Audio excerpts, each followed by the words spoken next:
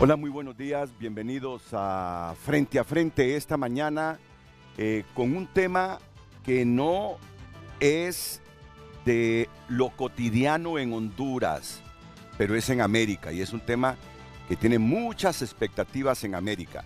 Así como ese conflicto del Medio Oriente ocupa la mayor parte de los medios del mundo, no solo porque es un problema histórico, sino por las repercusiones que puede tener para la paz mundial. Ese conflicto entre Hamas e Israel, también nos genera muchas expectativas por la irrupción que ha tenido este político argentino con posibilidades de ganar las elecciones presidenciales de este domingo. Y justamente vamos a analizar esa temática con intelectuales y académicos hondureños. Argentina está convocada a elegir presidente y las elecciones son precisamente el domingo.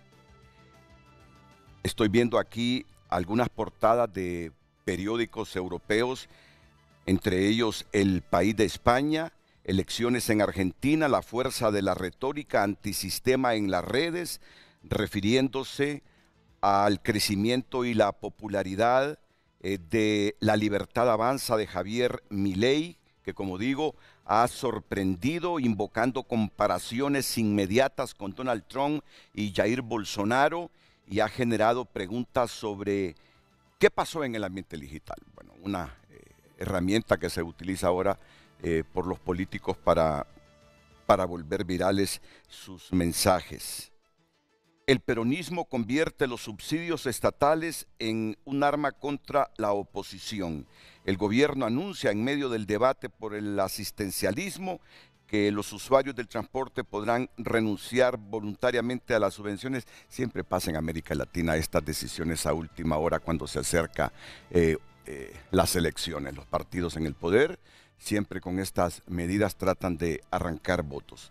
Pues bien, hoy tendremos un amplio panel de analistas hondureños. Tendremos también una conexión con Buenos Aires, Argentina. Estarán aquí en Tegucigalpa Lester Ramírez, analista político, Sandra Ponce, decana de posgrado de la Universidad José Cecilio del Valle y docente en Derechos Humanos, Ilich Calix, presidente del Partido Libertario de Honduras.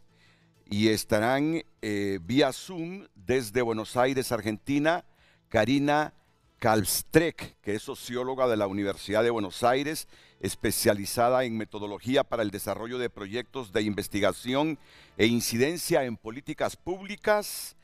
José Luis Moncada, director del programa El Dato de TCI, que justamente ha sido invitado para estar presente, José Luis Moncada, observando ese proceso electoral. Fernando Cerimedo, que es consultor político y especialista en marketing. Así que atentos, debe interesarles este tema. ¿Quiénes ganarán o quién ganará? ¿Ganará el candidato peronista? ¿Ganará la candidata del partido de Mauricio Macri, el expresidente de Argentino? ¿Ganará Milei? Miren, no nos sorprenda si gana Milei, porque de hecho las encuestas dicen que es el que está en la punta en este momento. Pero igual que pasa en otras naciones, debe tener un porcentaje de votos para ganar en la primera vuelta. Si no, habrá un balotaje, habrá una segunda vuelta. Todo eso se lo vamos a explicar en el transcurso del programa. A mí me sorprendió este Milei desde que hace unos 2, 3 años lo miraba en todos los programas de la televisión argentina. Así comenzó a despuntar Milei. Iba a todos los programas y generaba muchos buenos ratings. A Milei todos los programas, todos los canales de televisión de centro, de izquierda y de derecha lo invitaban porque a cualquier programa que iba, despuntaba el programa. Se iba para arriba a los niveles de audiencia del canal. Es decir, es un hombre con un pensamiento que a usted le puede asombrar. Por ejemplo, ha prometido que si gana las elecciones, adiós Banco Central de Argentina. Ni me pregunte a mí cómo va a ser un presidente sin Banco Central. Argentina tiene como 28 ministerios, pues va a dejar en 8 los ministerios. Seguramente nuestros panelistas nos traen mucha información del pensamiento político y de todo lo que ha prometido Milei. El candidato del peronismo es ministro de Finanzas y es uno de sus peores obstáculos porque los argentinos, todas las mañanas que se levantan, lo primero que preguntan, ¿y el dólar cómo está? ¿Y el dólar cómo está? Porque ahí la inflación ha crecido. Así que tiene muchas dificultades para erigirse como el triunfador de este proceso, el candidato peronista. Pero mejor voy a esperar el momento en que los panelistas, tanto hondureños como argentinos, estén ya listos. De hecho, los hondureños ya están aquí en el centro de Noticias Televicentro, en el estudio de Frente a Frente. Ya hacemos los últimos ajustes con los argentinos, ahí los tenemos a todos. Ya vemos a José Luis, que llegó a Buenos Aires procedente de Bogotá ayer. José Luis, ¿qué tal? ¿Cómo está? Buenos días, Renato. Muy bien, ya aquí en Buenos Aires con Fernando, en la víspera de las elecciones del domingo. Mucha expectativa de todos los argentinos. Uno va midiendo desde que se baja del avión. Pues la gente hay de todo un poco, pero sí una expectativa bastante alta de lo que vaya a pasar el domingo y muy contento de poder acompañar al grupo de Milei en este proceso. La identificación del Partido Liberal en sus principios y en su propuesta, pues coincide mucho con lo que yo particularmente quiero para Honduras dentro del liberalismo. Bueno, ya me está metiendo usted la cuñita del Partido Liberal, José Luis, como Bueno, todo pero usted es político, liberal ¿verdad? también, así, Ya usted es está liberal también, aprovechando. así que no se me haga el de a peso, usted es liberal también.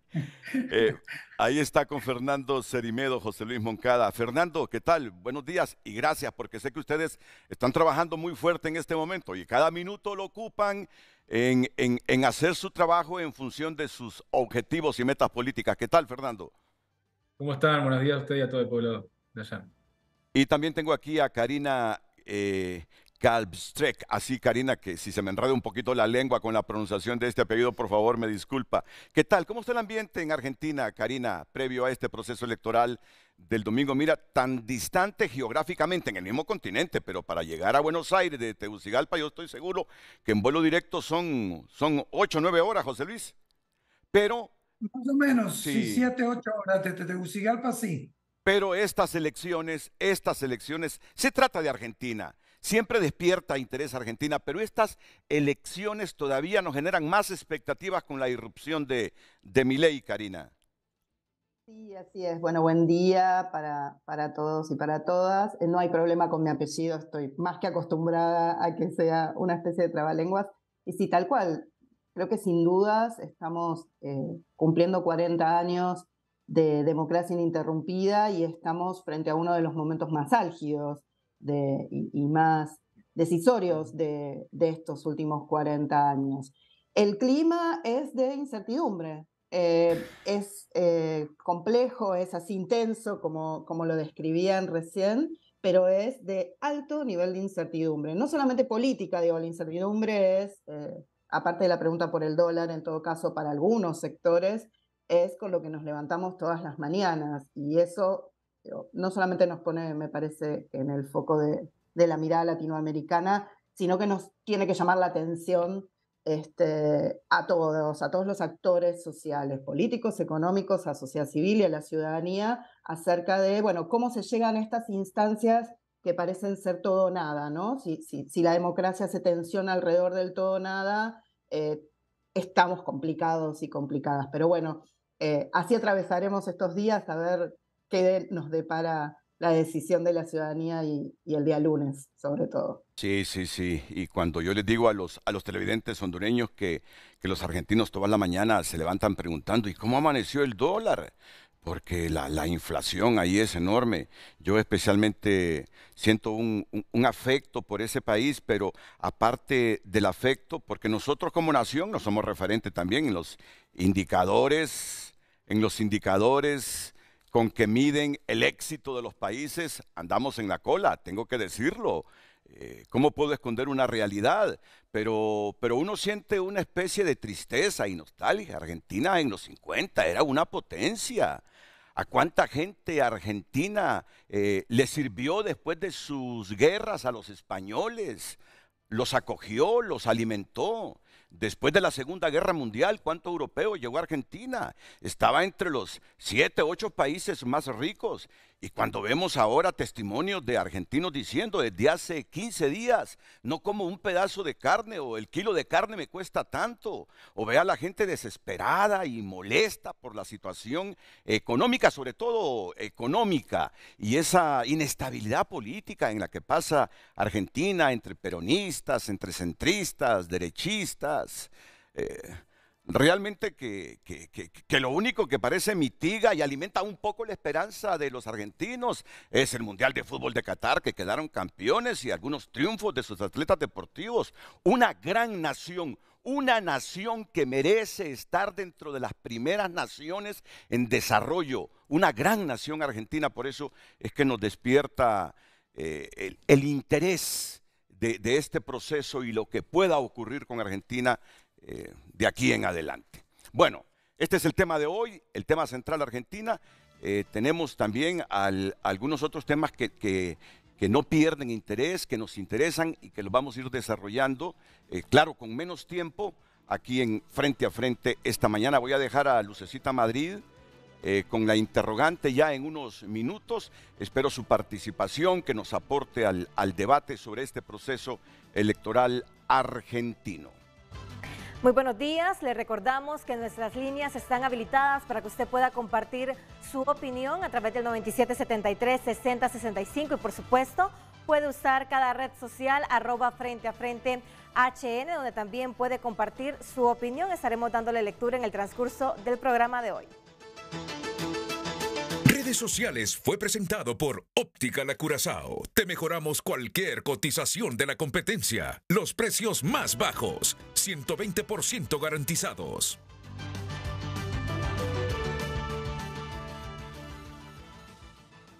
Yo quiero primero salir con este video y ya luego explico de qué se trata. Porque hace 2 días, sí, en el Noticiero Estelar de Honduras, en TN5, a partir de las 9 de la noche, divulgamos una noticia relacionada con una brigada española de urología pediátrica que está en el país. Y cuando se trata de esta gente altruista, yo siempre digo, bienvenidos, bienvenidos, bienvenidos. Vienen a ayudarnos a hondureños necesitados. Y entonces leí con tanta convicción, convencimiento y alegría por la presencia de esta brigada española de urología que sé que van a ayudar a centenares de hondureños. Pues bien, quiero comenzar con este video y después lo explico. Este video relacionado justamente con la presencia de urólogos, hombres y mujeres de España. Hola Orbin, me han dicho que eres muy madridista y eso te honra mucho. También me han dicho que estás peleando con una cirugía y como buen madridista ya sabes lo que tienes que hacer. Pelear hasta el final y siempre se gana. Te deseo mucha fuerza y mucho ánimo. ¡A la Madrid! ¡A la Madrid! El tío Floren, yo debo decirlo, aquí yo debo socializar mis sentimientos deportivos. Motagua en Honduras, pero Real Madrid en España. Y muy admirador de la gestión del tío Floren. Yo entre mi familia, así le digo, que dice la prensa hoy del tío Floren, Florentino Pérez, el presidente del Real Madrid, que ha convertido al Real Madrid no solo en un equipazo, 14 Champions, ganador de Champions, el equipo más querido del mundo, y odiado también, ¿verdad? Es decir, con una administración, una gerencia, una visión de Florentino Pérez tremenda, espectacular, que genera envidias, buenas envidias en el fútbol europeo, con jugadorazos jóvenes que están haciendo del Real Madrid en este momento el primer lugar de la Liga, ha ganado todos los partidos de la Champions, un Santiago Bernabéu que es el tercer sitio más visitado por los turistas que llegan a Madrid. Y ahora con esa remodelación de 1.200 millones de euros, un hipogeo, esconder debajo de la tierra el campo de fútbol para que todo lo que es el campo pueda servir para otro tipo de eventos.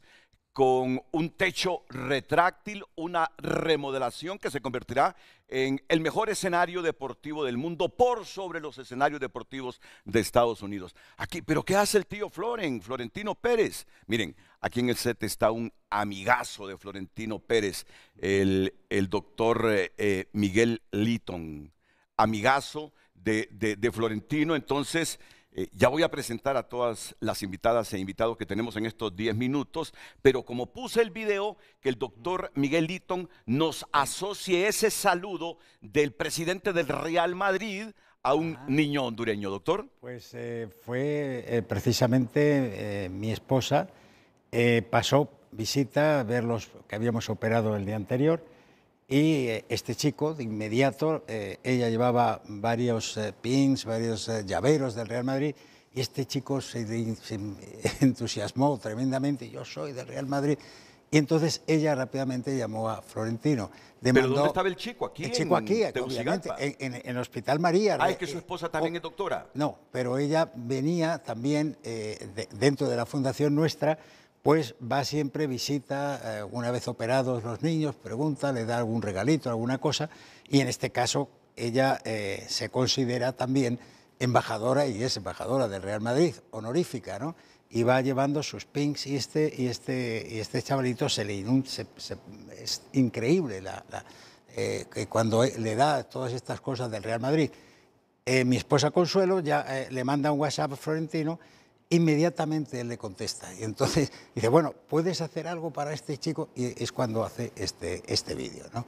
Entonces, bueno, pues imagínate este chico, cuando le llevamos el vídeo, pues ya, ya me imagino, va a estar toda su vida, va a tener ese recuerdo del Hospital María, donde se les ha solucionado, espero, su problema de los múltiples, llevaba como 4 operaciones, y yo creo que esta ya va a ser definitiva y va a llevar en su recuerdo este bello vídeo que Florentino Pérez, presidente, le ha dedicado a él. Es un lindo video. Imagínese yo, un hombre de 45 años en el periodismo, ya casi cumpliendo los 60, y me emociono cuando veo a Florentino, pero es que así somos todos los madridistas. Así es. Muy afectos con Florentino Pérez. Lo voy a escuchar de nuevo y ya luego les voy a hablar de esta brigada de médicos españoles en nuestro país. Pero este mensaje que Florentino le envía a este catrachito que está mejorando su salud.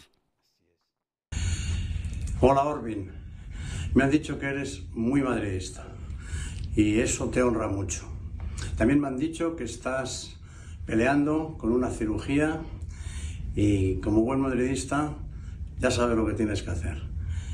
Pelear hasta el final y siempre se gana. Te deseo mucha fuerza y mucho ánimo. ¡Hala Madrid! Nunca pierdas este video, Orbin. Y si alguna vez lo pierdes, recuerda que lo pasamos aquí en Frente a Frente de Canal 5 de Televicentro y pídenoslo, que aquí te lo vamos a guardar siempre. También tengo que decir que con él somos también de algún modo muy amigos, vamos, somos amiguísimos del máximo accionista y consejero delegado del Atlético de Madrid, de Miguel Ángel Gil. Muy amigos.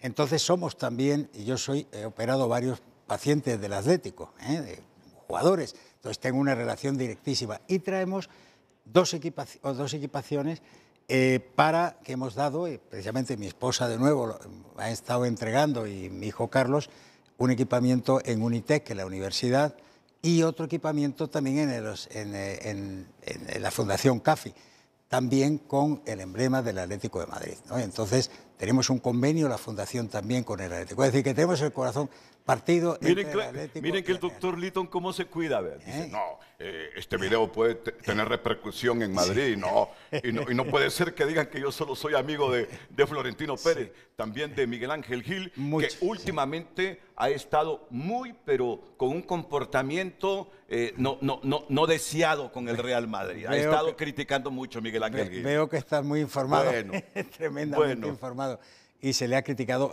efectivamente. Creo que no en este caso no coincido en absoluto, pero como somos amigos y demás, estas cosas lo dejamos un poco aparte, ¿no? ¿Esa amistad nace justamente de la profesión, doctor? Sí, nace porque yo estoy en un hospital donde el Atlético de Madrid, el Getafe también en concreto, también están asociados allí, ¿no? Y entonces los problemas traumatológicos de las lesiones y demás se operan en este hospital que se llama Hospital FREMAP, que está en Majadahonda, Madrid. Entonces yo soy el urólogo de allí y cuando tienen un problema urológico, obviamente, pues los operamos. Y esa es la relación magnífica con el Atlético. Bueno, doctor, pues ya sé dónde ir cuando a mí se me presenten estos problemas. Primero voy a buscar a doña Miriam. Conécteme con el doctor Litton, por favor, para que me atienda en Madrid. Doña Miriam Caffi, hábleme de esta brigada de urólogos españoles, que entiendo que no es la primera vez que están en el país, ¿verdad? Muchísimas gracias, Renato, muy amable por este espacio y esta oportunidad.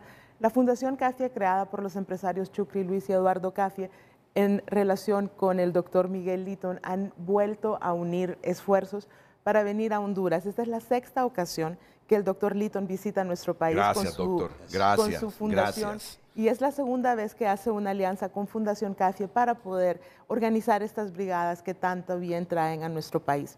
Este año, Renato, nos hemos enfocado exclusivamente y por primera vez en una brigada de niños, una brigada de urología pediátrica para poder apoyar al Hospital María en reducir la mora quirúrgica que se está manejando en el hospital. Estas cirugías han sido complejas y han venido a cambiar la vida de estos niños, pero sobre todo también de su familia. Estas cirugías impactan no solo en la calidad de vida del niño, sino también en la calidad de vida familiar. Como Fundación CAFIE nos llena de orgullo poder contar con el doctor Miguel Litton y su fundación como uno de nuestros aliados principales en nuestro pilar de salud. La Fundación trabaja en 3 pilares fundamentales: salud, educación y comunidad. Y este proyecto, enmarcado dentro de nuestra área de salud, ha venido a beneficiar a muchos hondureños en la zona norte del país, donde fue la brigada anterior, y ahora a los niños que son beneficiados del Hospital María. Han sido más de 30 cirugías, gracias a Dios todas muy exitosas, y hemos visto cómo, más allá de los difíciles procesos quirúrgicos, yo tengo que reconocer, el doctor Litton y su equipo y el personal médico del Hospital María son unos verdaderos campeones con jornadas de 16 horas de cirugía, pero después ver la cara de estos niños es toda la recompensa que uno necesita para poder continuar este compromiso de apoyar en los esfuerzos que vienen a mejorar la salud de nuestro país. ¿Y quién mejor que la doctora Victoria Fernández, subdirectora de gestión clínica del Hospital María, una gran profesional también, una gran hondureña, nos relate lo que vale la presencia de estos urólogos españoles aquí en nuestro país? Muchas gracias, Renato. Muy buenos días a todos. Pues sí, es un honor para nosotros también recibir este equipo de excelentes profesionales con mucha capacidad quirúrgica y además un gran corazón, que es parte de lo que nosotros como Hospital María nos gusta brindar a nuestros pacientes. Todo nuestro cariño, toda nuestra atención de calidad y calidez para que sus procesos médicos puedan avanzar y salir triunfantes, como lo ha dicho Orbin, como lo ha dicho Florentino en su video, que Orbin salga triunfante de este problema que se afecta ahora. Muy bien. Así que, doctor, muchas gracias. Y cuénteme un poquito de todo este trabajo que ustedes hacen. Estuvimos aquí justamente contigo hace 10 años. Hace 10 años, doctor. Hace 10 años cuando hicimos los primeros trasplantes renales de donante vivo. Y tengo hasta el vídeo del programa aquel en la que estuvimos con don Leonel Giannini. Ah, con Leonel Giannini, sí. Y estuvimos precisamente con el primer trasplante y luego después el segundo. Fue un verdadero primicia, de hecho, de que hicimos aquí en Honduras, en Tegucigalpa, el primer trasplante de donante vivo, pero extraído por laparoscopia. Es decir, en este caso, la madre de la niña a la que se transfirió el riñón y la hermana a la hermana se hicieron por vía laparoscópica la extracción, con lo cual, digamos que no había habido ningún caso en Centroamérica, era el primer caso que se hacía. Y estuvimos aquí en tu programa precisamente justo hace 10 años. Que me agrada que me recuerde eso, doctor. Sí. Estamos con vida. Yo espero que regrese usted en 5 o 10 años y que estemos con vida y que yo esté en el mismo lugar, que no haya perdido el trabajo y que usted siga con ese altruismo. Y frente a frente. Y frente a frente. Y frente a frente. ¿Qué caso le ha sorprendido de los tratados? Tremendo, en esta porque ocasión? Nosotros habitualmente somos... las brigadas que hacemos son para adultos fundamentalmente. Solo hicimos una pediátrica en Irak, en Sulimanilla, precisamente con los mismos doctores urólogos pediátricos, como digo, el doctor López Pereira, y en este caso la Fundación CAFI se puso en contacto con nosotros porque lo que pretendíamos realmente era hacer para lo que hacemos, o sea, para patologías complejas, a pacientes sin recursos, pero adultos, ¿no? Cánceres de próstata, de riñón, de vejiga, etcétera, ¿no? Pero en este caso el empeño de la Fundación CAFI, porque el Hospital María, me hablaban tanto, y la verdad tengo que decir que es una maravilla, nos ha sorprendido gratamente, son de estas cosas que cuando lo ves dices, merece la pena hacer todo, ¿no? Por el entusiasmo, lo bien organizado que está, y las patologías de estas criaturas, porque hemos operado niños de 1 año, niños de 3 años, en fin, y patologías muy, muy complejas. Estamos hablando de malformaciones congénitas que van, si no se solucionan, va a ser un hándicap para estos niños para toda la vida, ¿no? Entonces es fundamental, no solamente para solucionar el problema vital, que es que obviamente un problema de una patología renal puede acabar con su vida, ¿no? Sí. Pero también en el aspecto de poder sentirse personas, ¿no? Que vayan creciendo en un ambiente, en una sociedad en donde no se les discrimine y donde puedan sentirse, como digo, como en este caso que hemos visto, puedan tener ese recuerdo de esta brigada, que yo creo que va a ser muy determinante para ellos y para su familia. Muchas gracias, doctor, y a todos sus colegas. Muchas gracias por ese esfuerzo que hacen de venir a nuestro país, y yo le aconsejaría que a cualquier parte del mundo donde usted llegue con su brigada, o lleva otro video del tío Floren, de Florentino Pérez, de Miguel Ángel Gil Marín, es el hijo de Jesús Gil, ¿verdad? Exactamente, ¿recuerda? exactamente. Sí, Jesús Gil, controversial presidente del Atlético. Exactamente, también era paciente, más que amigo, era paciente, pero teníamos una magnífica también relación, y luego sus hijos, que está Miguel Ángel, Jesús y Óscar, que son los 3 hijos varones, que somos muy amigos también. Y llévese un videíto ahí atrás del Barça, por si se lo piden, ¿verdad? A ese por si se lo piden. Muy bien, muy bien. Gracias, doctor. Que me agrada verlo de nuevo. Encantado. Que me agrada, y muchas gracias. Gracias a la doctora Victoria Fernández por esa labor que hace en el Hospital María.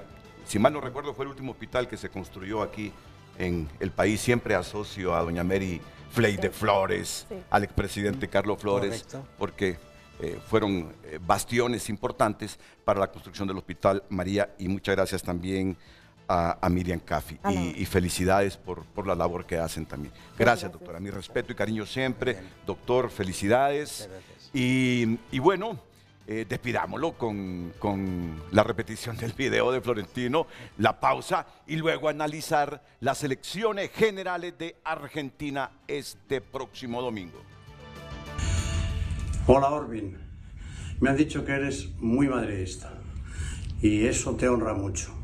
También me han dicho que estás peleando con una cirugía y, como buen madridista, ya sabes lo que tienes que hacer. Pelear hasta el final y siempre se gana. Te deseo mucha fuerza y mucho ánimo. ¡Hala Madrid! Agradecemos que esté compartiendo su opinión a través de nuestro WhatsApp y a través de nuestras redes sociales. Está sucediendo un caso muy particular en los últimos años, y es que la población se está cansando de los políticos tradicionales y se están eligiendo nuevas figuras como Bukele, Noboa, y ahora se elegirá a Milei en Argentina, una persona muy conocedora de los aspectos económicos. Queremos libertad económica para nuestros pueblos. Atentamente, Milton Fonseca. Más mensajes. Honduras necesita un Javier Milei o un Nayib Bukele urgentemente. El pueblo hondureño está cansado de tanto político ladrón. Yo espero, comparte el televidente, que este 22 de octubre gane Milei en Argentina, para que rescate la Argentina y demuestre a estos izquierdópatas lo equivocados que están en su ideología. Gracias, continúe compartiendo su opinión. Redes sociales fue presentado por Óptica La Curazao. Te mejoramos cualquier cotización de la competencia. Los precios más bajos, 120% garantizados. Vamos a tener un gran programa. ¿Es la tendencia en América Latina los Milei? Solo me estoy preguntando. La gente está llegando cada 4, 5, 6 años a votar con más enojo.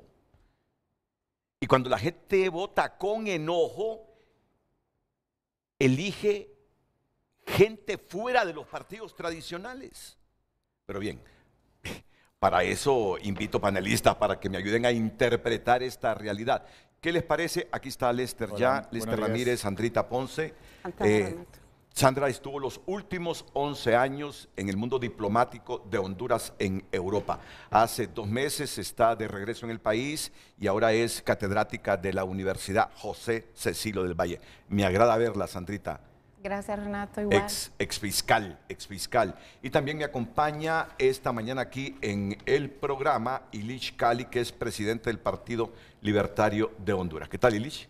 Gusto saludarlo, Renato. Buen día al pueblo hondureño. Pero bueno, voy a comenzar con nuestros panelistas en Buenos Aires, Argentina. En principio con Karina Kabstre. ¿Cómo analizar aquí Sandrita Ponce cuando escucha que Lester Ramírez dice, esa es la tendencia en América Latina, gente como Milei? Entonces yo escuché que Sandrita Ponce dijo, como diciendo que no sea así, que no sea así. O sea, hay pensamientos contrarios en torno a la figura de Milei y otros que surgen e irrumpen en la política de América Latina, que tiene pueblos enojados, muy molestos con el tradicionalismo político, que no han sido capaces de sacarla de la pobreza. Así que comienzo, digo, con Karina Kabstre y un análisis de este ambiente electoral y de las posibilidades de Massa, de Milei y de todos los que tienen posibilidades de ganar la presidencia este domingo en Argentina. Karina. Bueno, muchas gracias. Creo que ahí en lo que señalabas, y voy a usar mi porteñismo de tratar de voz a todo el mundo, hay 2 cuestiones diferentes. Una cuestión es señalar cuáles son las tendencias en América Latina respecto a los posicionamientos político-ideológicos de quienes llegan al control del Estado, a los gobiernos, y que cada 4 años o un poco más o menos están siendo revisados electoralmente, y cuando las soluciones no llegan, obviamente las crisis económicas, políticas, culturales, de lazo social se reiteran y se agrandan. Y otra cuestión es decir, bueno, ¿qué queremos o no queremos que pase? Me parece que allí hay que encontrar una clave analítica que tiene que ver con qué le promete la democracia a las ciudadanías, a las personas que vivimos y sufrimos los vaivenes de las instituciones latinoamericanas. Y el enojo es un dato que nadie puede negar.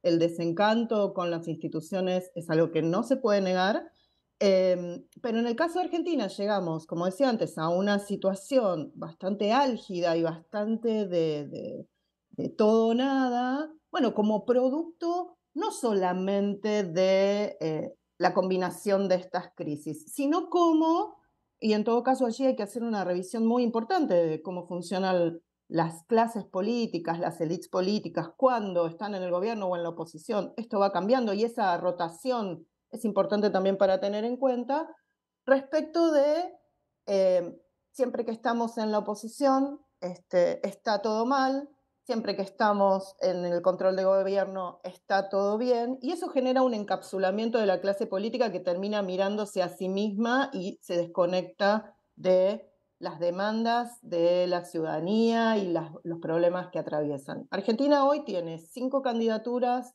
a la presidencia de la Nación, que pasaron las primarias o que son obligatorias. Es bueno recordar que en Argentina el voto es obligatorio y entonces es una obligación, pero es un derecho fundamental, y esto hace que nuestro sistema electoral tenga algunas diferencias respecto a otros sistemas en América Latina.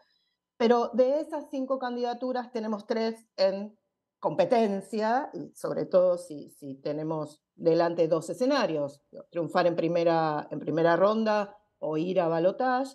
Pero lo cierto es que estamos en un momento donde la crisis económica es absolutamente innegable, pero la esfera política, la clase política en general, todos los actores que participan del proceso electoral están abordando, navegando, transitando un clima que no moderan como se debería, que desprotege al propio mecanismo democrático, ¿no? Estamos frente, por primera vez de manera tan contundente, a un proceso electoral, una campaña electoral que está atravesada por violencia discursiva, violencia política, esta forma de violencia política, la Argentina no la conocía en estos términos, no quiere decir que no existiera, y eso va a activar un conjunto de cuestiones que vienen atravesando al sistema político argentino y que justamente tensionan a quienes vivimos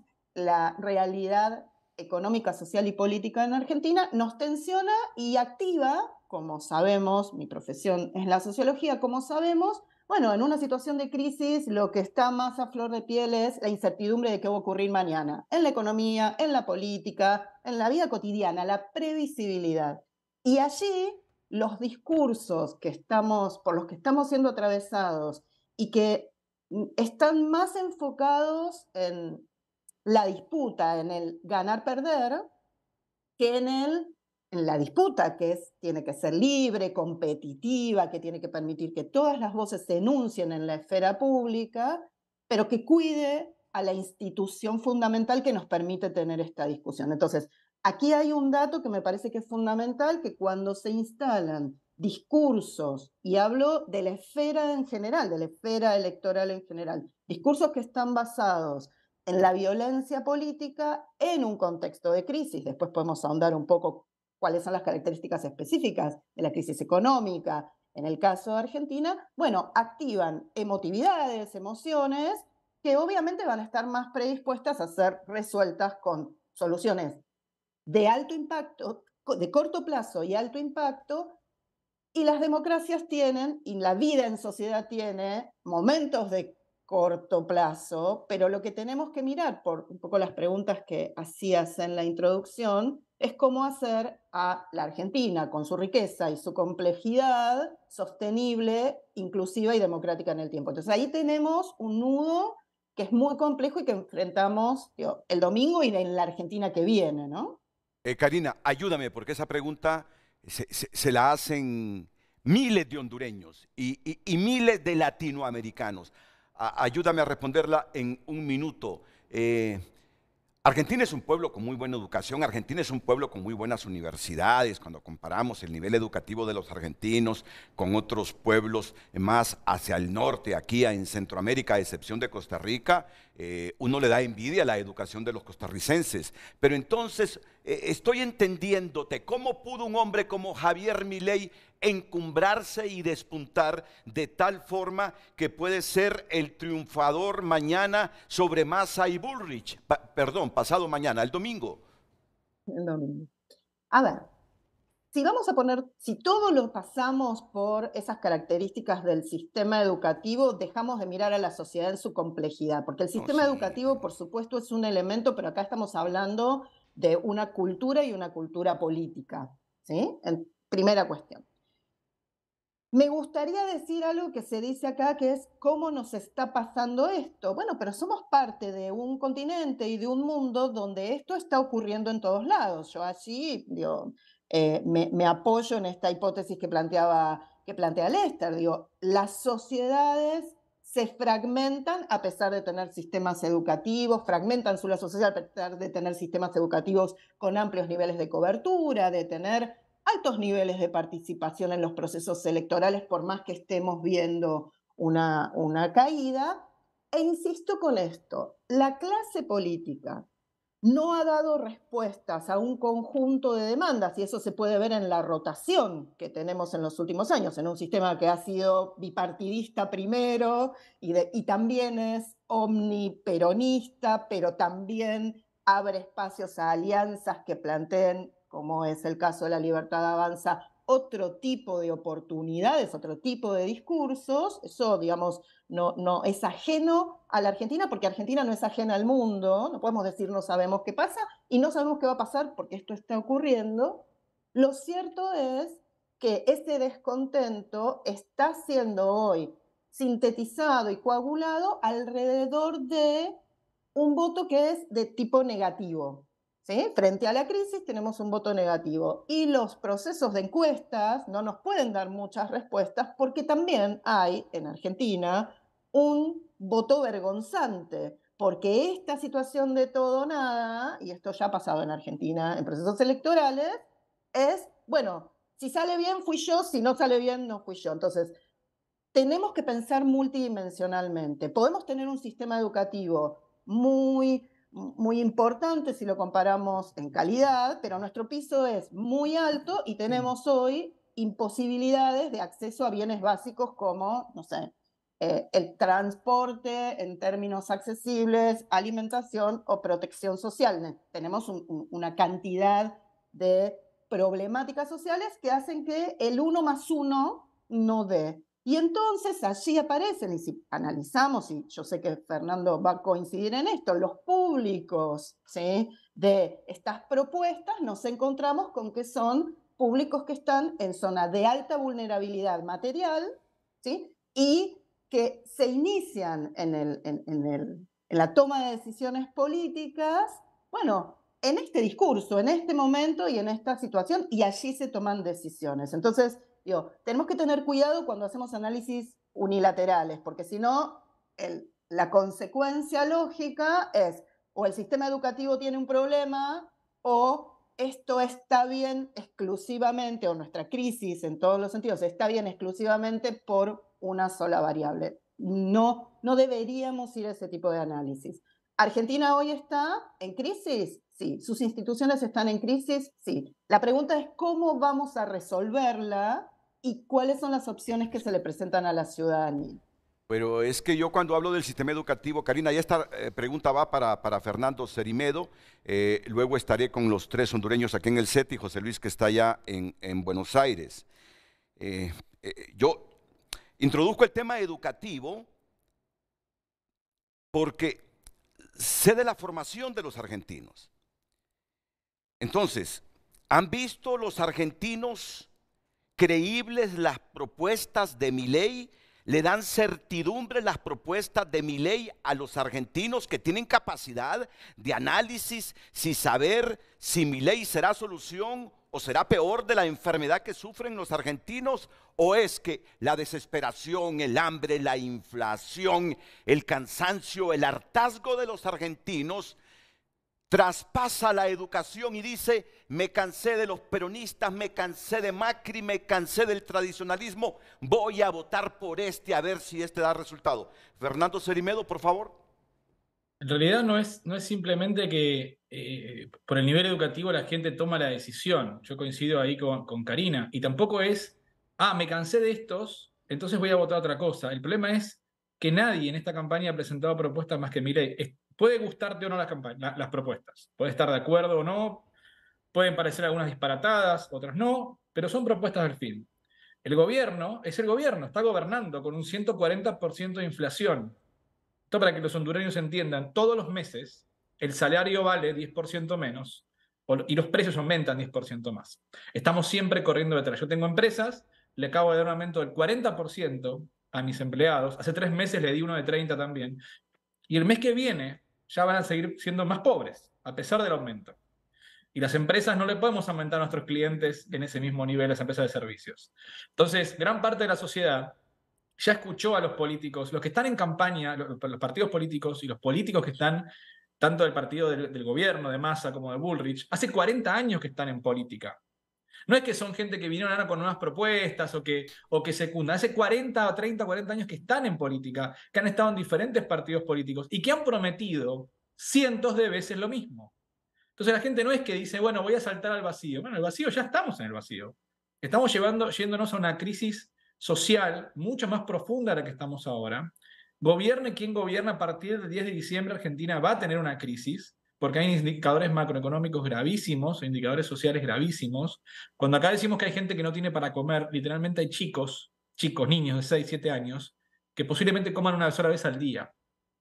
Y esos padres, que muchos de ellos es su segunda o tercera generación, que tienen que vivir a través de un plan del Estado, porque no tienen herramientas educativas, no tienen herramientas para trabajar, han sido rehenes de ese sistema, también están un poco cansados de eso, porque entienden que puede haber otra salida. Y hay mucha gente que trabaja en negro, hay 8 millones de empleados, o sea, participan 16 millones de personas que trabajan en blanco y 8 personas que están por fuera del sistema. O sea, que esto de que Javier Milei es un antisistema es falso. La gente es antisistema, porque el sistema argentino no funcionó. Porque la política rompió el sistema argentino, la política rompió la credibilidad en la gente.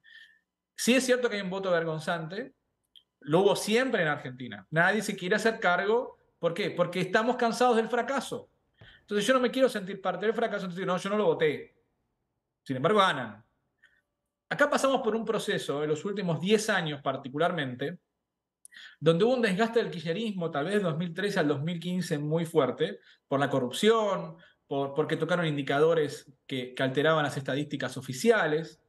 Vino Macri con mucha esperanza de hacer un montón de cosas, prometió un montón de cosas Macri, que no las hizo. Pero no las hizo porque no podía, no las hizo no quiero utilizar la palabra hasta ahora del día, pero no las hizo por miedoso, porque no tuvo la suficiente fuerza para poder hacerlo. Cosas que, ¿saben qué? Y esta es la parte más, para mí más crítica, es donde hubo un quiebre en la sociedad. Macri tenía el apoyo popular para tomar las medidas drásticas que se necesitaban en ese momento, y no lo hizo. No lo hizo. Prefirió mantener el status quo. Y la política ha sido eso. Y se lo facturaron en la elección del 2019, donde ganó Alberto Fernández. Que todos sabíamos lo que era Alberto Fernández. Y así todo era lo mejor que había, la mejor oferta electoral que había, y ganó. Y tuvimos la pandemia, tuvimos la guerra, tuvimos un gobierno que fue totalmente delirante en un montón de situaciones, robo de vacunas, más corrupción, gasto público. Acá el Banco Central, recién preguntabas al principio, ¿cómo podríamos estar sin Banco Central? Dolarizando la economía. El Banco Central en Argentina solamente sirve para imprimir billetes. Es para lo único que sirve, para financiar el gasto público, que es completamente desmedido y que es populista. Porque si vos decís que ayudás a la gente dándole dinero para que pueda comprar comida, está perfecto, pero si eso genera inflación, le estás mintiendo. Y la gente se empezó a dar cuenta, porque Milei empezó a hablar de lo que es la inflación. La gente empezó a entenderla. Entonces, la educación, que yo comparto que en Argentina es de las mejores, más allá de que estamos teniendo muchos problemas con los chicos que salen de la secundaria, pero las universidades en Argentina son excelentes, los docentes, independientemente de la ideología, siempre se preparan, están en lo último en cuestiones educativas. Y eso también ayudó a que la gente entienda el concepto de inflación y cómo se genera la inflación. Y saben que cuando van a recibir ese cheque del Estado, saben que en realidad les va a valer poco y nada dentro de unos días. Y no quieren más eso, porque vivimos al límite. En Argentina vivimos al límite, los empresarios vivimos al límite, los docentes viven al límite. Los docentes en Argentina, que son excelentes, ganan 2,50 pesos, no se merecen lo que ganan. La policía gana 2,50 pesos, los médicos ganan 2,50 pesos, es muy poca plata, no alcanza. Y la gente entendió eso. La gente lo entendió por qué ese fenómeno. Entonces, muchas veces cuando a la gente le da miedo Javier Milei, lo más probable es que la persona que le dé miedo a Javier Milei es porque hace años que vive del Estado y quiere mantener el status quo. Prácticamente a ningún privado, a ningún trabajador, a ningún hombre de bien que trabaja, que tiene que mantener a su familia, le interesa el miedo o no de Javier Milei. Es una persona que trae propuestas, te gusten o no, grita, no grita, es despeinado, lo que quieras. Pero es distinto a los que hace 40 años te vienen estafando. Patricia Bullrich pasó por 13 partidos políticos. 13 partidos políticos. Fue montonera. Fue una ella dice que no, pero dice, favoreció o estaba a favor de una agrupación terrorista como Montoneros. Que en la cárcel también. Hubo un montón de víctimas del genocidio de Estado también, pero favoreció también al terrorismo de civiles. Sergio Massa ha pasado desde decir un mes antes de las elecciones de 2019 que iba a meter preso a Cristina, a ser el candidato de Cristina. Entonces la gente se cansó de la estafa. Entonces Javier Milei, y no es Milei, yo trabajo con él obviamente, pero no lo hablo por Milei, sino yendo también a lo que decía Karina, ¿no? ¿Por qué Milei? Si fuese Milei o fuese el dinosaurio Barney, que trae las mismas propuestas, hubiese sido lo mismo. Es alguien que no estafó a la gente por ahora, y probablemente no lo haga, lo conozco, pero podría ocurrir, pero no lo ha hecho. No ha mentido, ni te ha prometido cosas que no ha cumplido. El resto lo ha hecho. Te han mentido, te han estafado, te han prometido lo mismo.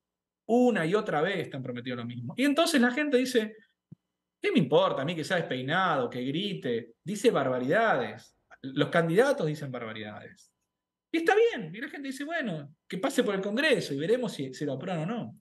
Entonces ese hartazgo llegó y la gente no le cree más tampoco a este grupo de personas que están por fuera de la política, pero que viven de alguna manera del Estado. Entonces quieren mantener el status quo. Fíjate que muchos funcionarios, incluso empresarios prebendarios que trabajan con el Estado, no le importa qué gobierno está ni cómo está la economía de su país. No le importa. Mientras que puedan mantener su status quo, su estatus de vida, No le importa lo que pasa en la sociedad. El miedo que tienen muchos funcionarios que dicen, ay, no, Milei, no, wow, yo hace 10, 11 años que estoy en la función pública o soy embajador o lo que sea y Milei me mete miedo. No, lo que te mete miedo es que te puede terminar con los privilegios. Porque acá, por ejemplo, para que tengan este dato y para que entiendan un poco, el Congreso de Argentina tiene 72 senadores y tiene 1.500 asesores. ¿Se entendió el número? Tiene 1.500 asesores y 3.500 empleados. 5.000 personas viven del Senado de Argentina. Se parece mucho al Congreso de Honduras. Se parece mucho al Congreso de Honduras. Bueno, ¿y ustedes qué creen que va a pasar en Honduras? Cuando la gente empieza a ver que esa plata que se van a asesores, que nosotros decimos ñoqui porque acá el día 29 se comen ñoquis y van el día 29 a cobrar sin trabajar, ¿qué creen que va a pasar? ¿Se creen que no se van a hartar? ¿Creen que de verdad eso nos estamos hartando ya? Nos estamos hartando ya, sí. Y bueno, entonces, pregúntense mejor qué ha hecho la clase política, qué ha hecho el periodismo, qué ha hecho las empresas prebendarias para llegar a este nivel de hartazgo y cualquier personaje pueda llegar a la presidencia. Porque tal vez ese cualquier personaje termine resolviendo un montón de problemas que todos estos estafadores electorales no han hecho. Esa es la pregunta realmente. Y la pregunta tiene que ser inversa. Yo coincido 100% con el diagnóstico de Karina. Me parece acertado y no me parece ideologizado. Pero para mí la pregunta es, ¿qué han hecho para que la sociedad termine en ese punto? ¿Quiénes han sido los responsables? Y en Argentina particularmente, no sé en Honduras, pero en Argentina, los responsables son los mismos que hoy se postulan, excepto Milei. Entonces termina siendo una opción para... Ojo, no estamos hablando del 60% de la población, ¿eh? Javier sacó un 30% en las PASO. Ojo. Y ahora va a sacar 38%, y si gana en el balotaje, va a ser por un poco más del 50% porque van 1-1. Pero ese segmento de la sociedad es el que está despertando un poco. Pues interesante, interesante. Y vamos a escuchar de nuevo a Karina. Y es cierto lo que están diciendo los panelistas. Si hay pueblo que mejor conoce y habla de la inflación son los argentinos. A mí me sorprende cómo una ama de casa, un obrero, un trabajador de un bar, una mesera en un restaurante le hablan con una solvencia sobre la inflación, porque eso es lo que está afectando, entre otras cosas, pero eso sobre todo, la calidad de vida, producto de que su dinero cada día no vale mucho, ha decepcionado, enojado y molestado a los argentinos. Bueno, ya regresaremos con ellos hasta Buenos Aires. Ahí está José Luis Moncada. Yo creo que ellos también escuchen la opinión que tienen desde acá los hondureños, Lester Ramírez, Sandra Ponce. Sandra ha estado 11 años en Europa, hace 2 meses regresó de Europa, lo mismo que alguien que es partidario del partido de Milei, Ilich Calic. Atentos, después de la pausa. Gracias por compartir su opinión a través de nuestra cuenta de X, anteriormente conocida como Twitter, @FrenteAFrente_HN. Olga Cáceres comparte el argumento erróneo de la derecha de que los políticos como Milei son resultado del fracaso del socialismo en América Latina, pero curiosamente aquí no ha habido sistema socialista. Entonces la respuesta es clara: Milei es resultado del fracaso del capitalismo. Suyapa comparte planteamientos fascistas, los de Milei. Reducir el gobierno implica reducir programas sociales y dolarizar tampoco les va a aumentar los ingresos. Honduras debe tomar medidas en la elección de candidatos seleccionados por perfil con un compromiso jurídico.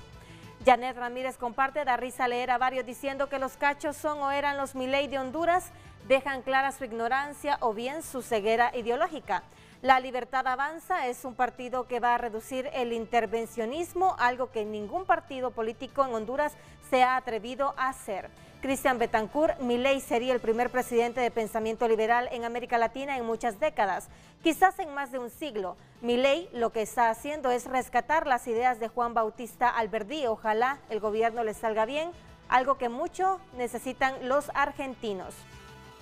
Jaime Velázquez comparte: Milei es un político asqueroso, un ultraderechista que quiere destruir la institucionalidad de Argentina. Aquí ya tuvimos uno y hay varios en potencia.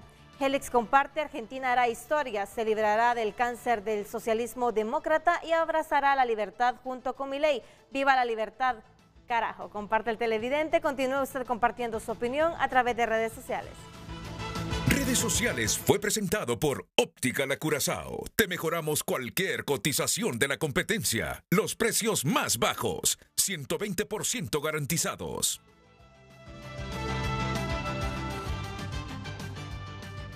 ven Karina y Fernando, cómo en Honduras la gente se ha posicionado también ya.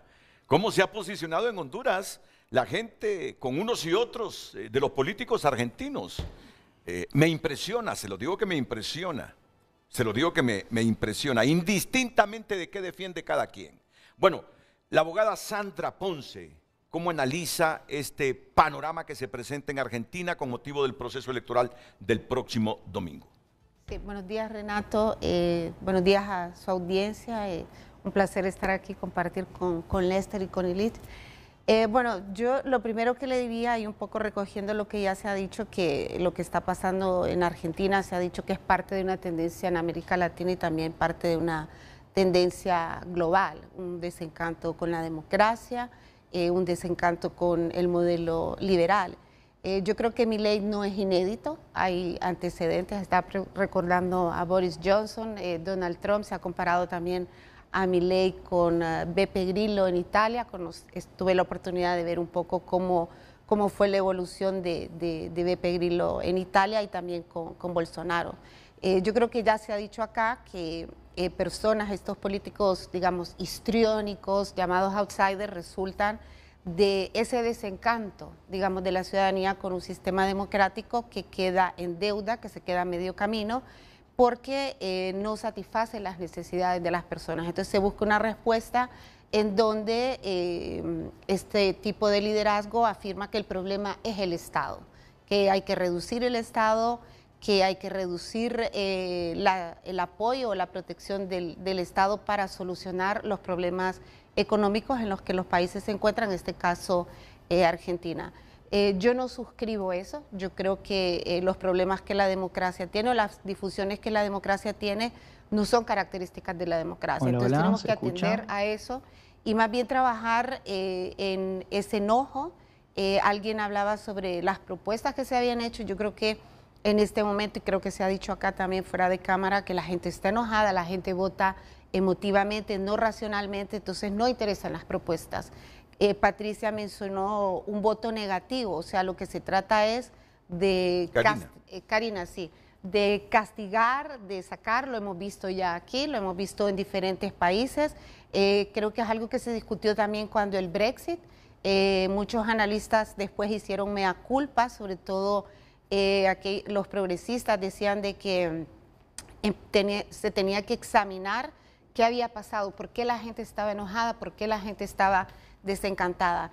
Como ocurre ahorita en Argentina, en aquel momento se dijo de que lo que había pasado era que las personas en las zonas rurales, y creo que también este análisis se ha hecho en Estados Unidos, se sienten totalmente abandonadas. Recuerdo que cuando Donald Trump ganó la primera vez, Bernie Sanders dijo, no ganó Trump, perdimos nosotros porque nos hemos desconectado de la gente. Entonces, creo que esto es lo que está pasando. América Latina es la región más desigual en el mundo, donde hay más exclusión, donde hay más pobreza, y esto cansa a la gente. Argentina, creo en particular, tiene un problema económico. Milei atiende a esos problemas económicos, da lo que se ve como una respuesta de alguien que sabe, alguien que domina su oficio, y yo creo que eso da algún tipo de seguridad, certeza, previsibilidad, una noción que también se mencionó acá, porque el argentino se levanta y quiere, con lo que se levanta es con la inflación, como alguien lo mencionó también acá, cómo está el dólar, ese es su día a día. Y creo que también cuenta mucho algo que usted preguntaba sobre la educación. Patricia decía que tiene que ver más con una cultura política. Ella mencionó que los argentinos tienen un piso muy alto, eso significa que exigen más, porque están acostumbrados a más. Y esa cultura política lleva a lo que usted decía, que todo el mundo quiera saber qué está pasando y quién va a solucionar lo que está pasando. Pero para concluir, creo que la respuesta a los problemas que la democracia tiene no son estos personalismos, porque una expresión que me gusta es que esto es pan para hoy y hambre para mañana. O sea, yo creo que lo que necesitamos es más democracia. Estas propuestas normalmente se diluyen y yo creo que el común denominador es la corrupción. Siempre se dice que se va a hacer algo, que se va a implementar un programa que luego no se implementa, y no se implementa porque se abandona el foco, que es lo público. Y entonces siempre llegamos a que lo que se dijo que se iba a hacer no se hizo, porque se implementaron otras agendas, porque las políticas respondieron a otros intereses, y siempre aterrizamos en lo mismo. Corrupción. ¿No le genera mucha certidumbre Milei como opción para Argentina, Sandra? Yo creo que no, que los personalismos no son soluciones a largo plazo. Yo creo que el otro problema que hay también con estas figuras de outsider, con estos políticos histriónicos, es que creen que tienen carta blanca y normalmente no son muy amigos del Estado de Derecho, no son muy amigos de las libertades. Entonces yo creo que son soluciones que son pan para hoy y hambre para mañana. ¿Qué piensa Lester Ramírez? Bueno, es muy interesante este tema. La verdad es que lo que dice Sandra es una visión, se puede decir, aspiracional de la democracia. Pero lo que está pasando en el mundo es una realidad que responde a una dinámica de un gran sector de jóvenes, personas excluidas de la democracia, que ven que la democracia no les resuelve los problemas y que ni les va a resolver jamás sus problemas, y optan por este tipo de personajes. Eso no es nuevo. Si nos hacemos memoria, Hitler empezó así. Hitler era una figura, un soldado. ¿Cómo es posible que un soldado llegó a ser, ¿no?, el Führer de un imperio, ¿no? Y de esa manera, es por ese descontento de la población por lo tradicional. Y para mí es un mensaje claro a toda Latinoamérica. Pero como estamos en Honduras, es un mensaje claro para los partidos políticos, tanto los que gobiernan como los que están en oposición. Esto que está pasando en Argentina fácilmente va a pasar en Honduras. Y ese es el mensaje que creo que hay que enviar. O cambian estos modelos corruptos, donde concentran el poder, donde están acostumbrados a vivir del Estado, donde ven que el gobierno es simplemente un medio para enriquecerse, o llegan personajes como Milei. Para mí, esa es la realidad. Yo no puedo juzgar a Milei o a cualquiera de estos actores que son outsiders como personas que son antidemocráticos, pero sí lo que puedo decir es que es una reacción a una situación donde la democracia no ha funcionado para millones de personas. Y yo creo que ese es el mensaje que hay que dar, por ejemplo, justamente entre estos últimos 4 años, Renato, licenciado Renato, entre el 2021 y 2024, en América Latina están previstas 28 elecciones. Es un ciclo muy, muy fuerte de elecciones que estamos viviendo.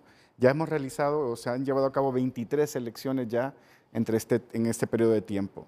De todas esas 23 elecciones, todas han sufrido votos de castigo contra el oficialismo. Y ese es un mensaje claro de que hay un enorme descontento con cualquier propuesta de gobierno que se está planteando, tanto de izquierda como de derecha.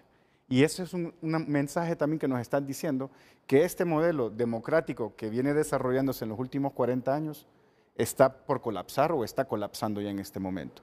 Y esa es la realidad que estamos viviendo. Es decir, ¿cuál es la caracterización del votante de Milei?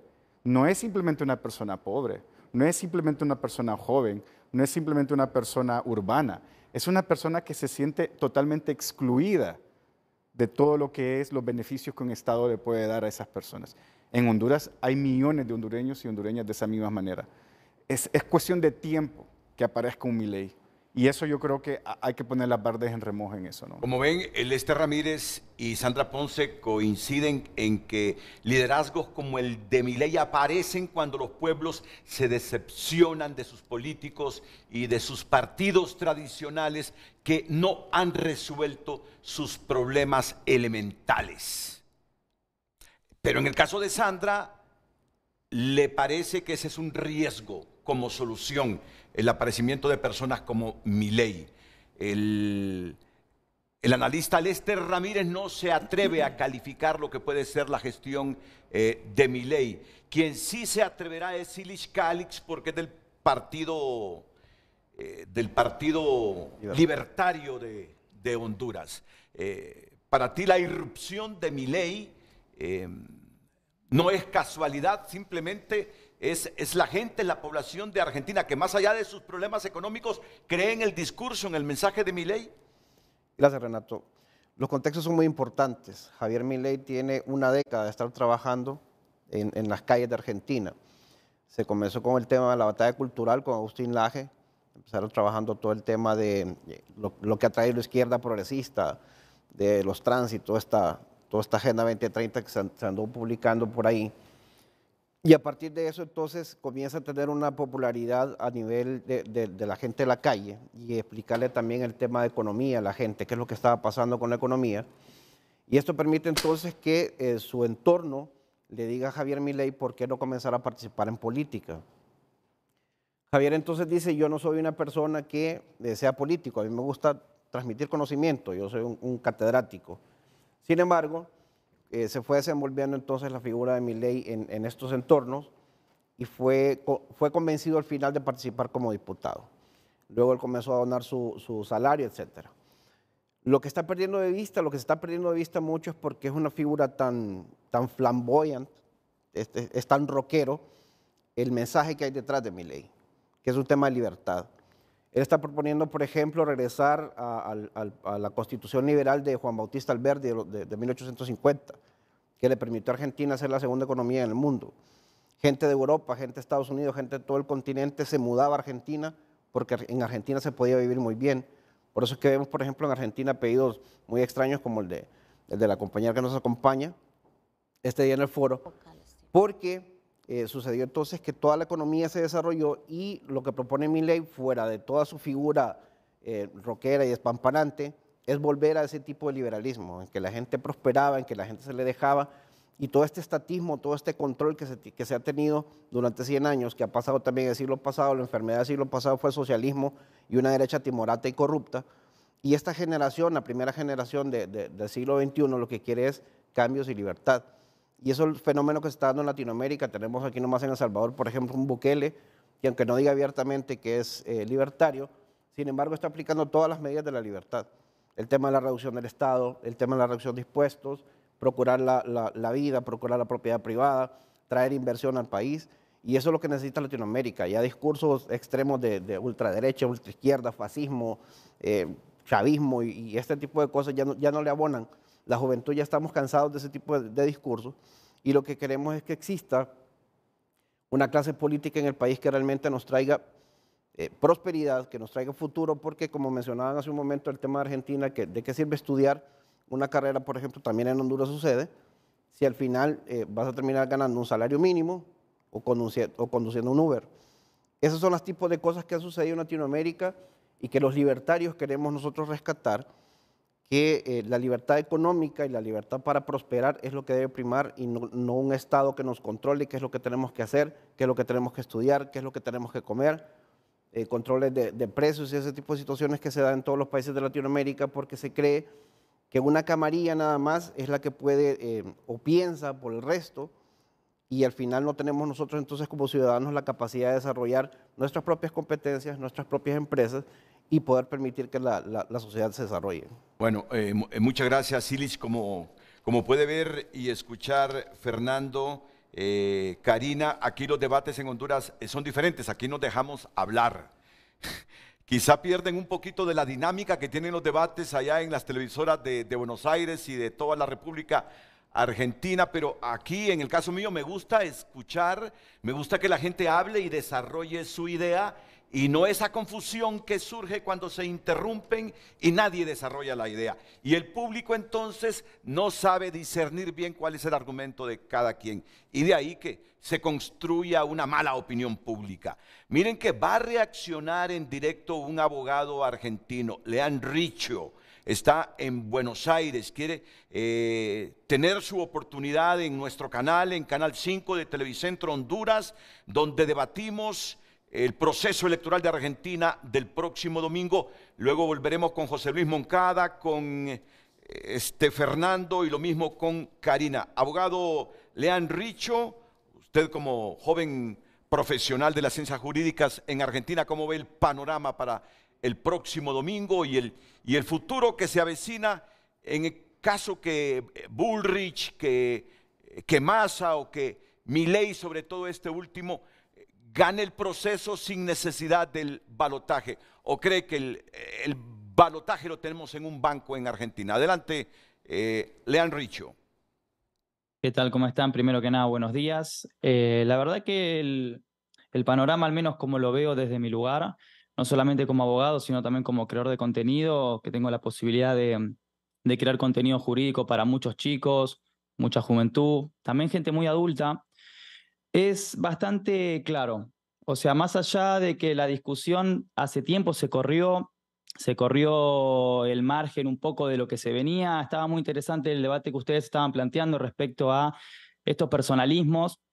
Es una realidad que por ahí el personalismo como tal puede desbarrancar y terminar haciendo mucho daño a una democracia. Sí hay que destacar que en Argentina es un país extremadamente presidencialista, ¿no? O sea, la figura del presidente, del Poder Ejecutivo como tal es muy importante. Obviamente que con la división de poderes que tiene que estar, claro, una república, pero sí es muy importante. Y creo que con la batalla cultural, en parte, que viene dando ya hace mucho tiempo, o así también se lo atribuye el candidato Javier Milei, ¿no? Por la Libertad Avanza, pudo impactar en la juventud de una manera bastante interesante cuando, en su mayoría, incluso yo con mis 26 años, muchos no tenían la intención de involucrarse y la palabra política era una palabra manchada, una palabra que era casi un sinónimo de corrupción, que era un sinónimo de promesas vacías, muy probablemente también electorales y que después quedaban en la nada. Y es verdad que ahí lo políticamente correcto pasaba a ser una espada de doble filo, porque en realidad te hablaban con palabras lindas o con educación y sabías que después no te alcanzaba el dinero, o que quizás después, si querías emprender un negocio, sea una pyme, un pequeño negocio o una empresa un poco más grande, te iban a matar impuestos, como decimos acá. La juventud en las redes y con colegas también del medio, no solamente colegas juristas, que tengo la posibilidad de dialogar con fiscales y con jueces, sino con también otros creadores de contenido, como que llegamos a la misma conclusión de que parece que hay una marea liberal, y no necesariamente porque por ahí la gente esté al 100% de acuerdo o coincidan o se autoperciban como liberales, sino porque son cuestiones que hace tanto tiempo que en el país quizás no se hablan, como la reducción de impuestos, como el libre mercado, como justamente a la persona que produce, que es el sector privado, darle esos incentivos para que pueda haber trabajo orgánico, trabajo real, y que se achique el Estado, ¿no? Poco que vuelve al liberalismo este clásico de Stuart Mill, ¿no? En el cual lo que se busca es esto, es que el Estado esté para cumplir lo necesario. Educación, salud, la propiedad, ¿no? Y que después lo demás lo regule el mercado.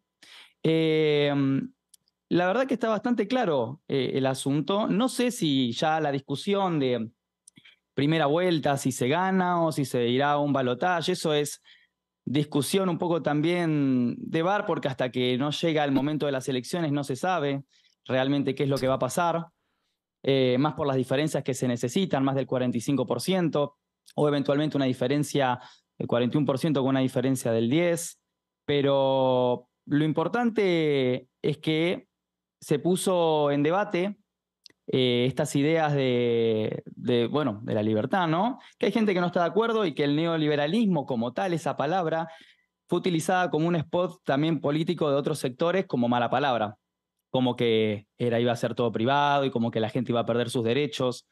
Pero bueno, realmente creo que los extremos también llevan a una reacción completamente contraria, ¿no? Se viene de unos gobiernos que tienen una tendencia más de izquierda en Argentina y que la gente se está dando cuenta, ¿no? Que el dinero no le alcanza, lo más básico, que hay una inflación mensual del 12% aproximadamente, hablando de septiembre de 2023, no nos estamos yendo a meses anteriores, una variación interanual de 138%, ¿no? Y que la plata alcanza menos. Y es verdad, como decían también ahí en el piso, esto lo nota y los votantes también, particularmente Javier Milei, podemos hablar también de los otros candidatos, pero particularmente Javier Milei no es que es gente joven solamente, hay gente más adulta, gente que se cansó, gente que por ahí dice yo vengo pensando de una manera y no veo resultados, me cansé de los mismos de siempre, que es un spot muy utilizado, ¿no? Por Javier Milei, La Libertad Avanza, ¿no? Probemos con algo distinto. Y ese es un poco el panorama, básicamente. Bueno, muchas gracias, Lean Richo, un joven argentino. Yo he visto a muchos jóvenes argentinos migrando a Estados Unidos, migrando a Europa, sobre todo en España, decepcionados, frustrados, y con lo que estoy diciendo no estoy haciendo campaña a favor de Milei, simplemente estoy reflejando o mostrando la desesperación que he visto en mucho joven egresado de educación superior de buenas universidades de Argentina, que los pierde Argentina decepcionados, frustrados, porque no encuentran trabajo o una remuneración digna. Pasa en Honduras también, y eso es lo que más impacta, porque yo creo que lo que dice Illich es que a mí todo esto que pasa en Argentina puede estar muy lejos de acá, pero está muy cercano en términos de las experiencias de vida, y por eso para mí esto es como algo que fácilmente va a suceder en Honduras. Es decir, las condiciones están hechas para personas como Illich que vengan con esta idea de que el Estado... Imagínese usted, imaginémonos, ¿de qué le ha servido el Estado a 60-70% de la población en Honduras? Entonces, que alguien venga y que le diga, ¿sabes qué? Vamos a reducir los trámites burocráticos para un permiso de operación de una pulpería. Vamos a reducir los trámites burocráticos para solicitar cualquier trámite, ¿no? en agua, en luz, en cualquiera de esos trámites así. Vamos a reducirte los impuestos del impuesto sobre ventas a la mitad. O sea, son ideas que calan en las personas. ¿Por qué? Porque nunca han visto un Estado que les resuelve o les devuelve esa inversión. No es lo mismo que, por decir, un estado de bienestar en Suecia o en Holanda o en Austria. Es totalmente diferente. Allá la gente defiende al Estado porque históricamente el Estado ha estado para protegerlos y para orientarlos. Y por eso es un Estado intervencionista y la sociedad lo permite, en cierta manera lo permite. Pero aquí en América Latina, cuando un Estado ha sido ausente y además de eso, sumado a la ausencia, es fácilmente cooptado por la criminalidad, por la corrupción, por cualquier tipo de redes ilícitas. Entonces el ciudadano de pie dice, ¿para qué me sirve el Estado a mí? Es una lógica, para mí es una lógica tan racional que hay que entenderla, ¿no? Decía Lester, Fernando. Déjame agregar algo, que coincidiendo con lo que dice Lester, hay que entender que las clases más bajas son los que viven fuera del sistema. Es mentira que dentro del sistema están todos porque el gobierno es asistencialista. La gente más pobre en el mundo, no solamente en Latinoamérica, tienen sus propios mercados, tienen mercados de trueque, tienen un supermercadito en su propia casa y le venden a sus vecinos, totalmente por fuera del sistema. Son personas que no sabemos cómo comercian. Entonces, entienden mejor muchas veces que el sistema es opresivo, el sistema estatal es opresivo, y ellos crean su propio liberalismo. Entonces, creer que las personas pobres se dejan llevar por lo que dice un candidato como Milei, no, es al revés. El candidato como Milei y muchos de los militantes entendieron que las clases bajas son los que están por fuera del sistema porque no tienen margen para que un gobierno, un Estado, oprima aún más a lo poco que tienen. Hay gente que acá en Argentina, jubilados, gente que trabajó toda su vida aportando, tienen que cenar mate cocido, que es como un té, con pan duro, porque no le alcanza la jubilación, y que hay muchos de esos adultos mayores, si no tienen a sus hijos que los ayuden, terminan muertos en un asilo, porque no les alcanza para los medicamentos, porque dice que los medicamentos son gratis, pero a veces no hay.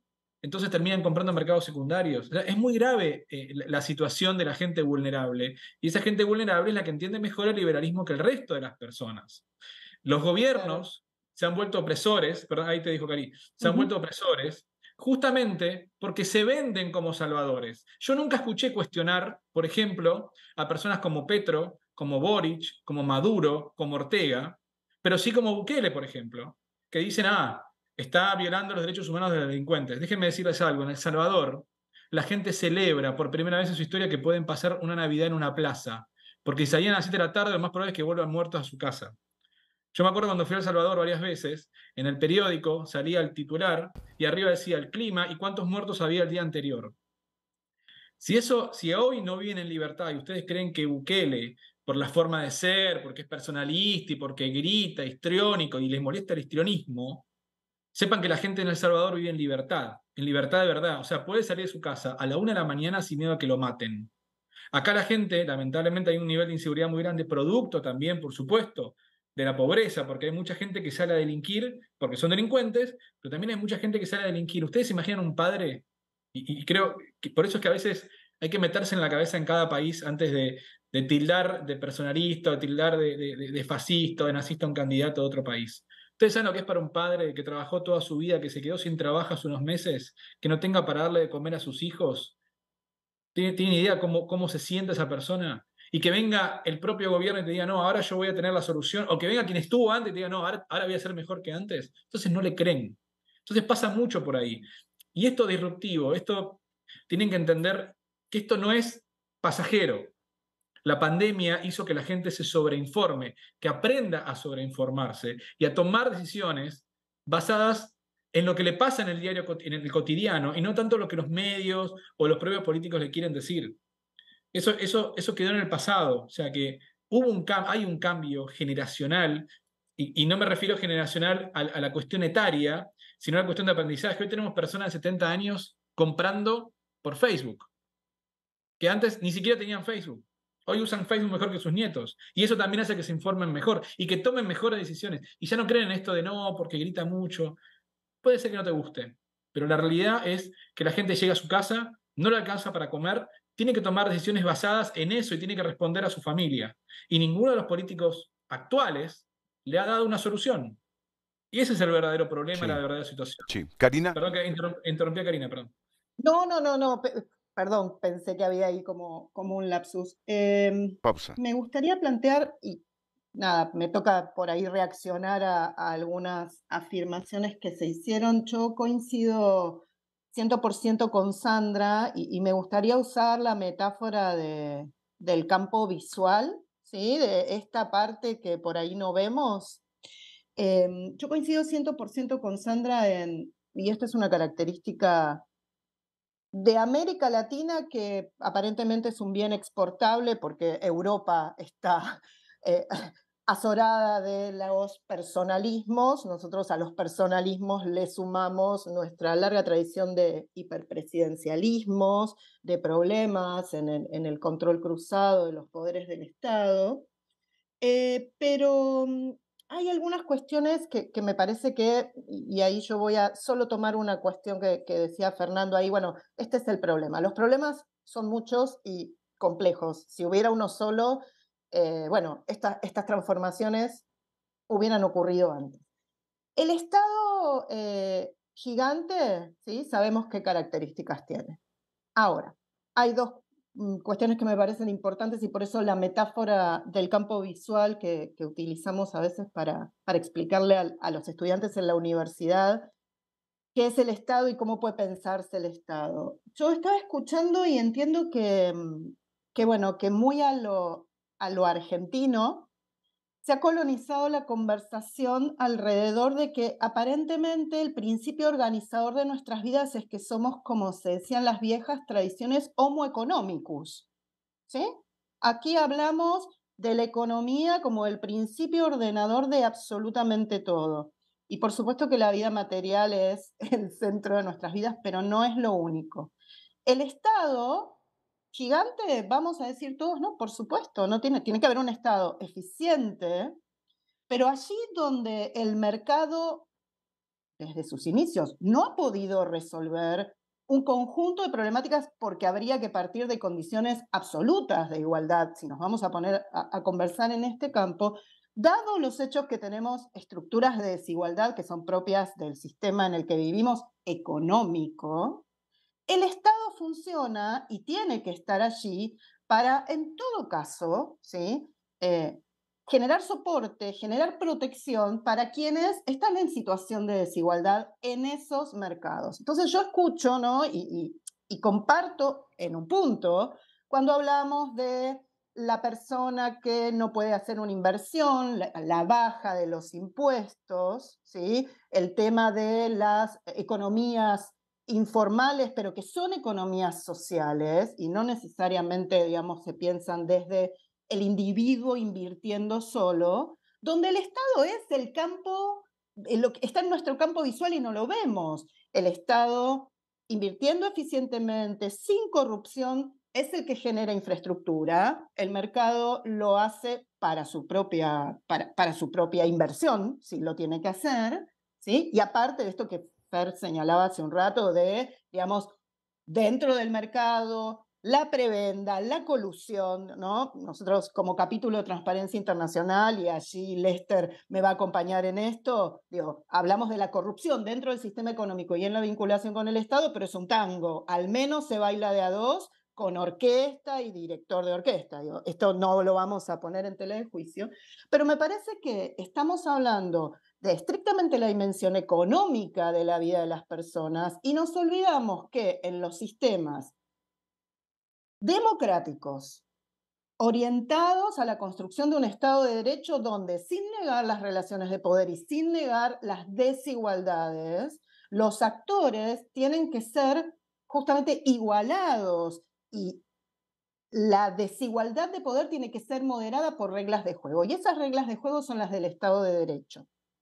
¿Sí? Entonces, en un camino, si se quiere, y ahí creo que abrevamos todos, intermedio, porque la Libertad Avanza es un partido político y está compitiendo en elecciones con un sistema institucional que tiene unas reglas. Entonces, allí creo que nos encontramos, ¿no? En el respeto absoluto a, por lo menos, esta estructura institucional que tenemos y que nos ha hecho sostener este sistema democrático con todos sus problemas y no, ¿sí?, el terrorismo de Estado, porque el neoliberalismo, la primera expresión del neoliberalismo en Argentina no se da dentro de la democracia, sino que empieza en 1976. Entonces, digo, tenemos que hacer como una temporalidad un poco más larga. Pero me da la sensación de que, digamos, justamente las características, si se quieren, discursivas, ¿no? Esto que Fernando decía, bueno, si se grita más, si se plantean las opciones en unos ciertos términos, no nos tienen que esconder, y lo ponderaba hace un rato Renato, ¿no? No nos tienen que esconder que es a partir del diálogo, es a partir del respeto por la posición, quiénes son, el derecho de las personas a ejercer su libertad y hacerlo en condiciones que garanticen la igualdad, que es algo de lo que se está debatiendo de cara al domingo. Porque si reducimos todo a este hipereconomicismo, porque acá somos todos economistas, todos y todas, y aparte somos directores técnicos de fútbol, eso nunca nos olvidemos. Y todos árbitros. tenemos una buena idea. Y árbitros de fútbol. Árbitros. Sí, pero sobre todo directores técnicos. Entonces allí tenemos, ¿sí?, un conjunto de afirmaciones, y quiero retomar dos cosas. Sí es un riesgo, porque en la discusión electoral hoy en Argentina sí se ponen en cuestionamiento los principios del Estado de Derecho, y a qué punto esa discusión en Argentina penetra en cuando se habla de Argentina, que cuando ustedes vieron las opiniones de quienes nos están viendo y que nos están siguiendo en redes, cualquiera sea su posición, aparecieron términos, ¿sí?, peyorativos, de discriminación, etiquetas muy fuertes, sí, que justamente si las liberamos, bueno, ahí sí empieza a importar el tono del discurso. Y yo, finalmente, me gustaría retomar dos cuestiones. Bueno. Por supuesto, perdón, una cosa más. Vamos, sí, porque queremos utilizar en Honduras. Hay una extensión importante. Argentina no es la misma que la de 1850. Argentina, el mundo no es el mismo que el de Stuart Mills, ¿sí? Y estaría bien, pero no lo es. Y allí necesitamos pensar soluciones, y ahí económicas, ¿sí?, y de participación ciudadana, que estén adecuadas a este mundo y a este Estado que tiene que ser eficiente, que no tiene que ser corrupto, pero que tiene que seguir garantizando los derechos civiles políticos y sociales de la población. Si no, ahí estamos cambiando el eje de para qué sirve el sistema político electoral. Y el problema es cuando esta casta política latinoamericana de la que Honduras no es la excepción, no cuida ese Estado, no vela por ese Estado, no fortalece ese Estado de Derecho, sino que debilita ese Estado de Derecho. Ese es el punto, Karina, ese es el punto. Cuando este tradicionalismo político, cuando estos políticos como los nuestros, como los de Argentina, tradicionales, no han procurado que ese Estado de Derecho se perfeccione para cuidar a los más débiles, para generar la infraestructura y todo lo que narraba Karina. Pero miren, tengo que ir a una pausa y le he dejado un momento a José Luis Moncada, porque José Luis Moncada tiene que intervenir directamente desde Buenos Aires también. Así que primero la pausa y luego con él y los comentarios finales. Son las 8:52, miren, ya nos queda una pausa comercial, así que les pido con todo respeto intervenciones breves. José Luis Moncada, ¿qué valoraciones tiene de estos elementos que hoy se debaten aquí en Frente a Frente con motivo del proceso electoral en Argentina? Adelante hasta Buenos Aires. Bueno, Renato, mire, me pareció interesante el análisis sociológico, filosófico de los orígenes y las causas del deterioro de la democracia en América Latina. Me parece que Karina lo planteó muy bien. Ahora, yo quisiera ser pragmático y ver una realidad continental. ¿Cuál es el efecto de Milei en América Latina? Así como Bukele tuvo ese efecto y lo está teniendo, ¿cuál va a ser el efecto que ya tiene y que va a tener después del domingo, que va a pasar un resultado de unas elecciones, ya sea directo o en balotaje? En el caso particular de Honduras, pues usted sabe, mi tendencia es liberal y creo que Milei tiene una tendencia sustantivamente liberal. Mucha gente lo ubica en un extremo más libertario en algunos aspectos, pero su esencia es más liberal y eso es lo que me interesa en Honduras, porque realmente el Partido Liberal en Honduras es una opción en este momento entre un partido libre desgastado en 20 meses y un partido nacional que ha estado pues un periodo sustantivo en el gobierno y que no ha dado respuesta a esas grandes necesidades. Entonces el Partido Liberal necesita levantarse. Y lo que Milei lleve a América Latina puede impactar en esa sociedad, en esa juventud, como lo decía Leal. La juventud está demandando, y es el Partido Liberal, el principio liberal de los derechos humanos, de la libre economía, del bajar los impuestos y muchos temas relacionados con el bienestar individual y el bienestar social, lo tiene el liberalismo. Y esa casta política de Honduras, de todos los partidos tradicionales, tiene que echarse a un lado y tiene que entrar disruptivamente mucha gente liberal, independiente, que necesita una respuesta lógica, clara y contundente a ese tradicionalismo que nos ha afectado. Y es el Partido Liberal que dentro de su interior también tiene que generar ese cambio. Si no, esa oportunidad que tenemos en este momento no la vamos a alcanzar. Y ese es mi interés, que la democracia en Honduras se fortalezca. No es destruyendo el partido de la oposición o los otros partidos, es fortaleciendo lo que es una idea que se está desarrollando. Vimos Ecuador hace unos días, Noboa dio una demostración, un joven de 35 años, y así se está desarrollando en toda América Latina. Así que eso es lo que yo espero para Honduras y que ojalá que el liberalismo levante con esos mensajes, que no necesariamente es el auténtico liberalismo clásico, pero que sí representa una solución a ese status quo, a esa casta que nos tiene estancados. Bueno, son las 8:59, faltan 30 segundos. Me dicen que si no termino 15 segundos antes de las 9, me cortan, así que les agradezco su presencia a todos los panelistas. Gracias, en Karina. Sudamérica. Karina, y a ustedes acá. Y gracias, Leán, porque sí, me encantó, Leán, de recuperar el buen significado de la palabra política. Es importante que los jóvenes entiendan que no es una mala palabra, que no es significado de corrupción y que deben de... La democracia no es fácil. Entonces, creo que estos nuevos personalismos tienden los a jóvenes simplificar. Están más adelante que nosotros. Muchas gracias. Lo que no se puede 9 de la mañana. 9 de la mañana, gracias.